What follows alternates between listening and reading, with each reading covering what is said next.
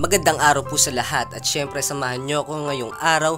Nandito nga pala ang mga wild dog sa bahay kasi magluluto daw kami ng daing na gurame. Nakita nyo naman, di ba? Nandiyan nga pala si Boss Amang, nililinis na. At syempre yung mga makukulit na bibi namin, baka siya katayin dyan, kaya pinaalis ko muna. Makalipas ang ilang minuto mga tol, no? Kasama ko na nga pala si Boss Amang, tinulungan ko na kasi magtatanghali na yan eh.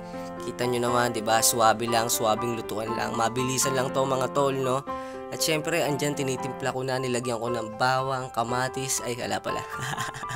Nilagyan ko lang ng suka at saka ng paminta para maibabad na rin natin. At sabay prito sa semi-gear oil na mantika. Nakita nyo naman tol, di ba? Sobrang suwabe niyan. Nandiyan nga pala si Pudong Aliw, nagtitimpla ng suka na pang malakasan. Titikman natin yan mamaya kung masarap talaga.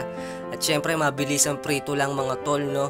Kasi nagugutom na talaga kami. Nandiyan si Boss Amang, dinaldak sa bibig yung daing. At syempre, tamang food trip na kami dito sa Gedli at meron pang pinipirito at maraming salamat sa pagsama sa akin ngayong araw. Kita-kits tayo sa susunod na video. Yeah!